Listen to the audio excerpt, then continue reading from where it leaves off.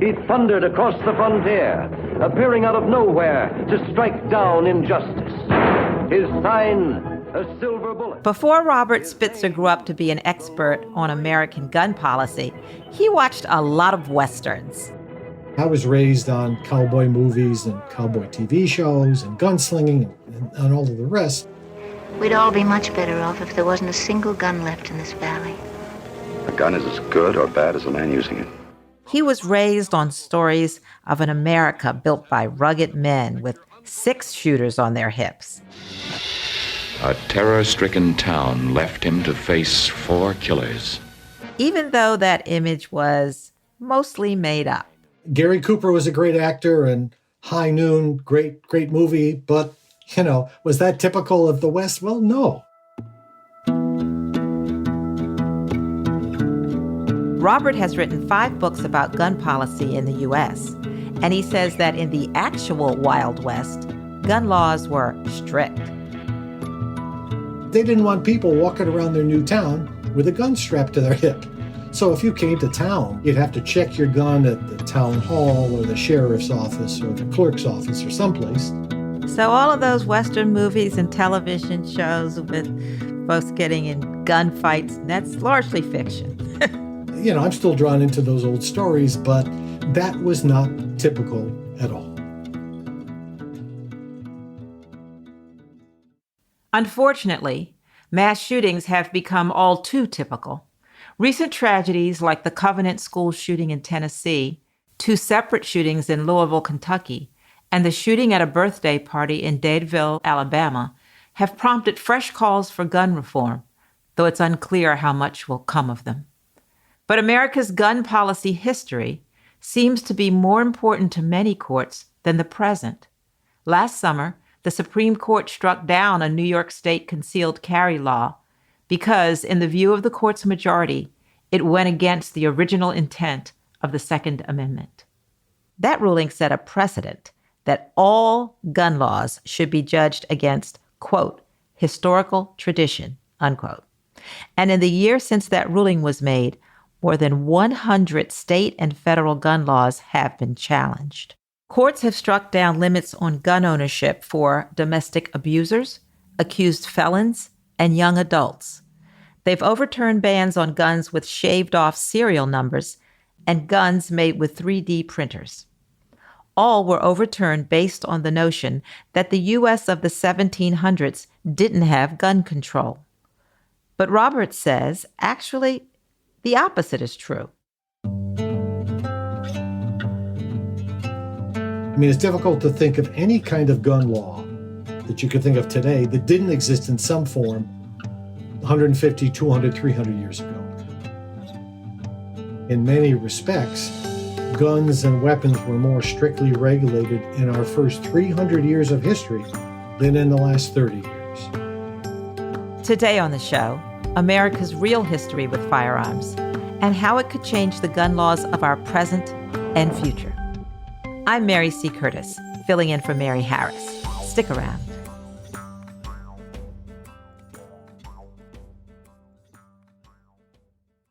This podcast is brought to you by Progressive Insurance. Hey listeners, whether you love true crime or comedies, celebrity interviews, news, or even motivational speakers, you call the shots on what's in your podcast queue, right? And guess what? Now you can call the shots on your auto insurance too. Enter the Name Your Price tool from Progressive. The Name Your Price tool puts you in charge of your auto insurance by working just the way it sounds.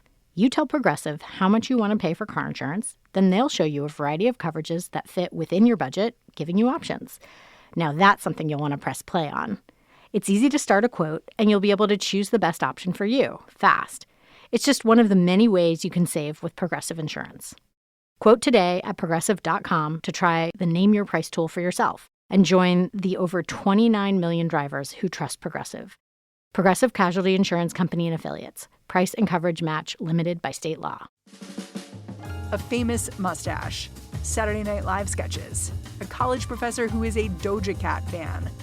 What do these 3 things have in common? They're all part of the wild world of Jeopardy! The brand new podcast, This is Jeopardy! The story of America's favorite quiz show, peels back the curtain on the legacy of the show. It's going to take you behind the scenes of the game that's kept us guessing, laughing, and cheering for more than 60 years. Each week celebrates favorite moments from Jeopardy's history. From the early days with Art Fleming, to the rise of Alex Trebek, to Ken Jennings' historic run, and many more. Hosted by Buzzy Cohen, find and listen to episodes now wherever you get your podcasts.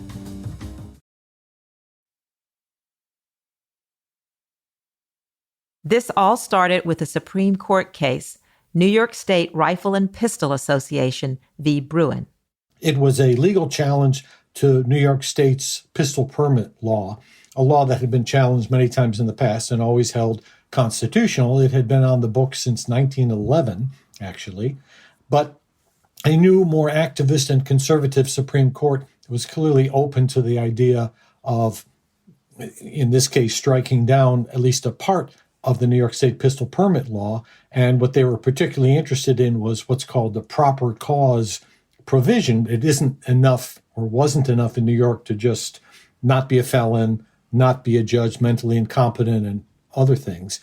You had to actually say, well, here is why I want to have a permit, and go through a lengthy process to get that permit. And local officials could turn you down if they just felt that you weren't a good person to have a pistol permit. So the court struck that down in the Bruen decision last summer, but they went beyond that, even though they didn't really have to. They said, in addition, that for the first time in history, the Second Amendment right to bear arms pertains to or extends to a right to carry guns outside of the home for personal protection. And they said something else. They changed the standard for judging the constitutionality of current laws by saying, are there similar laws in past history? This takes us to the 1700s and 1800s in particular, that are similar enough to the current law that you can argue that those laws should be constitutional. Part of the problem is, well, similar based on what?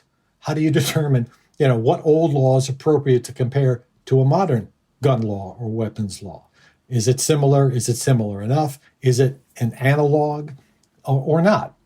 And so right now we're seeing, firstly, a flood of cases, over 100, that bubbled through the courts already, where judges have made rulings, and they're going all over the place. Some are saying, yes, these old laws are consistent with whatever the current law, gun law is that's being challenged, or no, that it's not consistent with this historical tradition. I was going to ask you to follow up on something you talked about a little bit, which was the domino effect that this ruling has had on state gun laws. You said we've had a flood of rulings after that? Yes. For example, about 10 states have assault weapons bans on the books, and those are being challenged. That's not a surprise.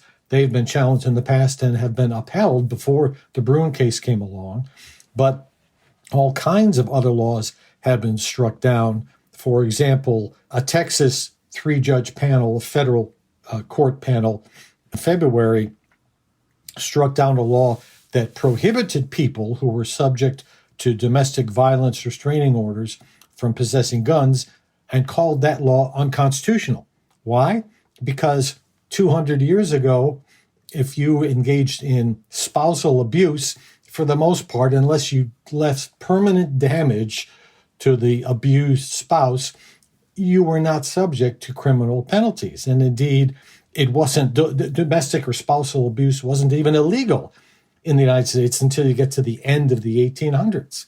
So is that a sufficient way to judge modern gun laws? I think there's a host of problems there. That's the thing when you go looking into history. Some folks were property. I'm curious what kinds of questions are typically being debated and come up in these cases, these kinds of cases. There's been a lot of discussion and analysis of laws that restricted concealed carrying of weapons, for example, laws that restricted the open carrying of weapons, laws that restricted the brandishing or display of weapons, laws that restricted various types of weapons that were used heavily in fights and in duels and in crimes, such as long-bladed thin knives, especially the famous Bowie knife. Now, a knife is not a gun, but a knife is an arm It's a weapon, and it's a good example of how various kinds of weapons were essentially prohibited in order to solve a criminal problem. And you could certainly argue that that's very similar to what states are doing now in restricting assault weapons, precisely because assault weapons have been used in very specific criminal categories, even though they represent a small percentage of all the guns in the country, in mass shootings, in large numbers, in attacks on police, and in their use of assault weapons by right-wing militant anti-government groups and drug gangs. So that's why the focus, that's the criminological problem, and that's how some states have approached it. Are there any other recent rulings that really make you concerned?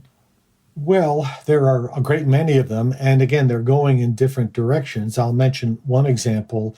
A federal judge in Texas ruled that 18, 19, and 20-year-olds had a right to obtain guns, whereas Texas had a law saying you had to be 21 to get, I believe it was a handgun. But the federal judge said, well, no, based on this originalist legal history of gun laws, there's no basis for saying that if you're 18, 19, and 20, you cannot get a handgun. On the other hand, a federal court in Florida ruled the other way on that very question. It was a slightly different restriction, but it was a restriction saying that 18, 19, 20-year-olds could not obtain, I believe it was assault weapons, or perhaps long guns more generally, I don't quite recall. And they ruled the other way, saying, well, the history does support that restriction. And it turns out that from the late 1700s to the early 1900s, at least 44 states had minor-based restrictions. That is, laws saying that if you were a minor, you couldn't have access to various kinds of weapons, including guns. So, in fact, when you do the actual work, and I will say I was somewhat surprised at that result, but that virtually all of the states had laws saying, barring or restricting minors from getting weapons. So there is actually a legal a history in weapons law and gun law kind of supporting that idea. But here again, you have two courts coming to two different conclusions on a very similar question. And we're going to be seeing lots of this in the months and probably years to come. So overall, what are some of the real-world ramifications of all these cases? Well, the immediate ramification is to put lots and lots of gun laws up for grabs, because we're seeing an unprecedented number and variety of challenges to gun laws.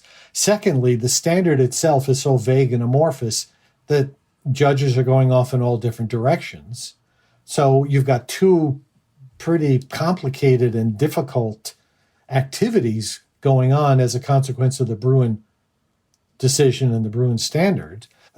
My larger concern is that the standard they've laid out in Bruin is a dead-end, ultimately non-functional and not very sensible standard for determining whether modern gun laws are constitutional or not.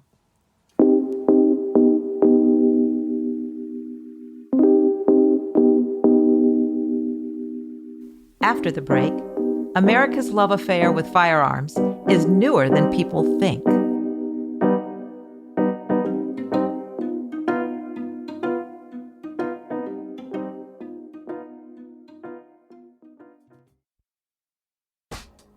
Hey everyone, I've got a special message for our listeners in Canada, or even our American listeners who just care about Canada. It's about a show I think you should all be listening to. It's known as Canadaland, and it's hosted by journalist and media critic Jesse Brown. Each episode brings listeners into the most important conversations across the country of Canada, with some of Canada's best journalists. Listeners who support the show say Canadaland's journalism is fearless, fun, and critical. But don't take their word for it, take mine. What I really love about the show is that if there's some quick story about Canada in the news, you know the kinds of stories we do here in America. Canadaland goes above and beyond to make me smarter about it all. When a convoy of truckers shut down Ottawa last year, Jesse Brown was literally my first call, and you heard him on our show. When I read about how Canada was shutting down its border to asylum seekers a few weeks back, I turned to Canadaland to tell me what was going on, and they delivered. To listen to the show and join the conversation, search for Canadaland in your podcast app. How does AI even work? Where does creativity come from? What's the secret to living longer? TED Radio Hour explores the biggest questions with some of the world's greatest thinkers. They will surprise, challenge, and even change you. Listen to NPR's TED Radio Hour wherever you get your podcasts. Here at Planet Money, we bring complex economic ideas down to earth. We find weird, fun, interesting stories that explain the way money shapes our lives. Inflation, recessions, the price of gas, we've got you. Listen now to the Planet Money podcast from NPR.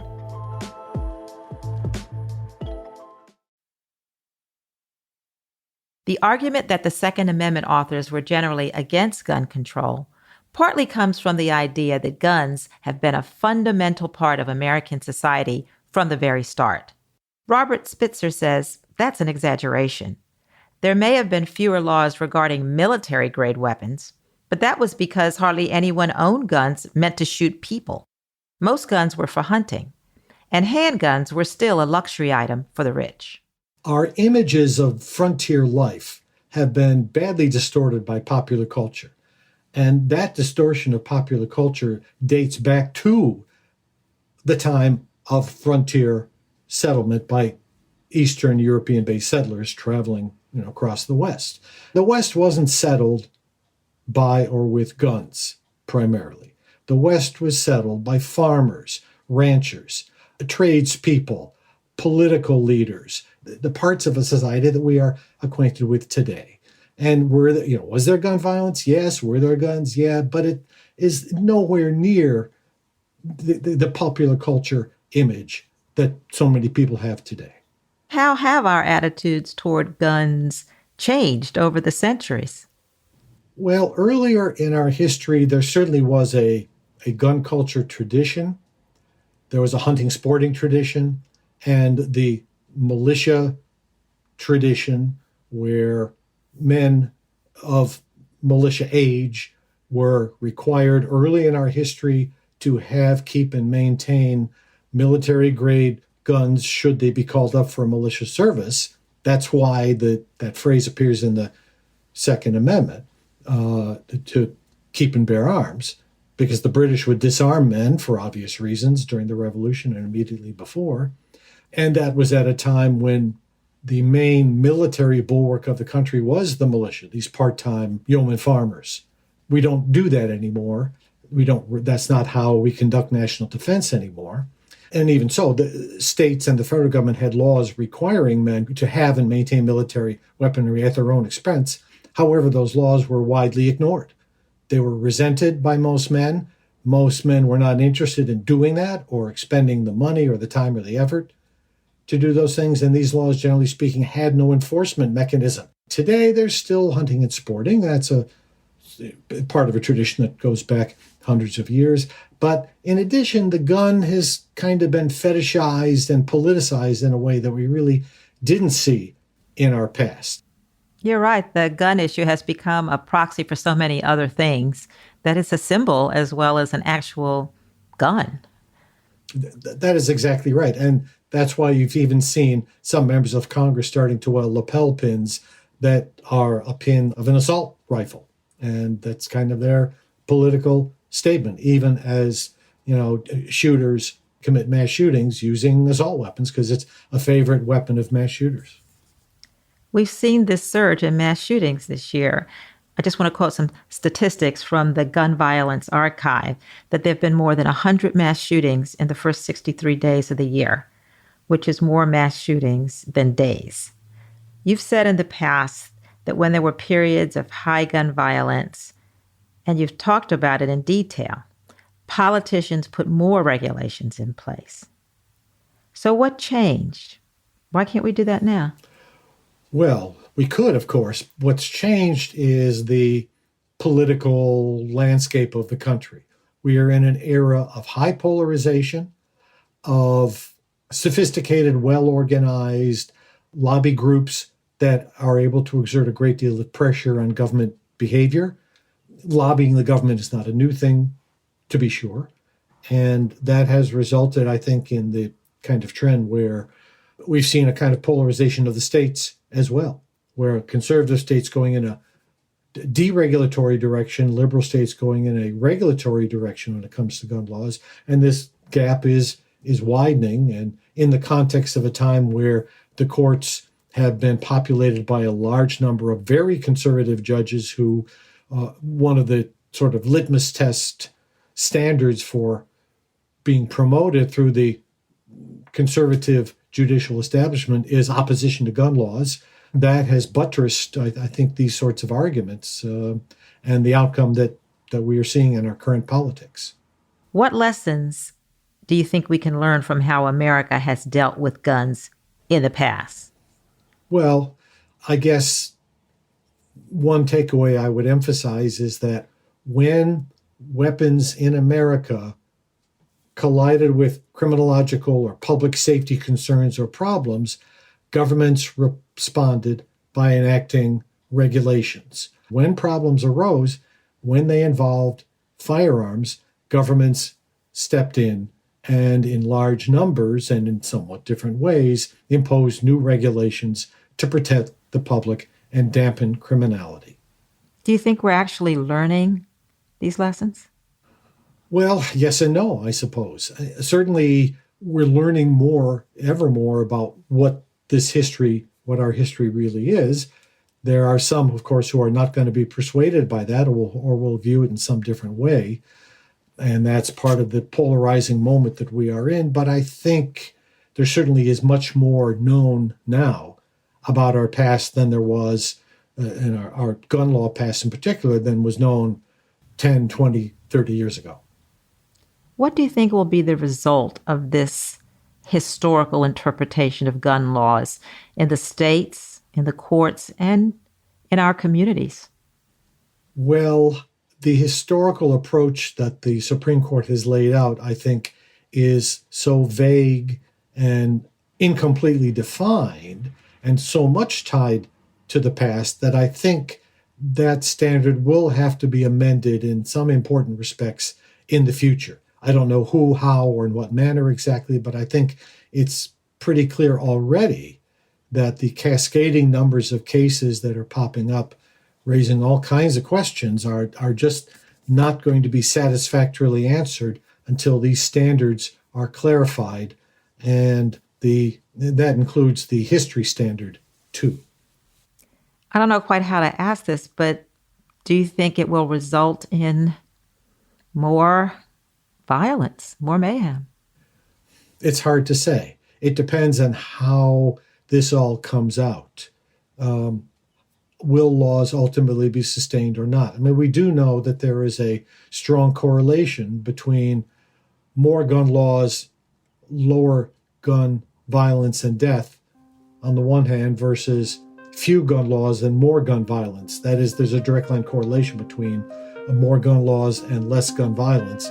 And if those gun laws are really torn down, I would expect that there would be more gun violence.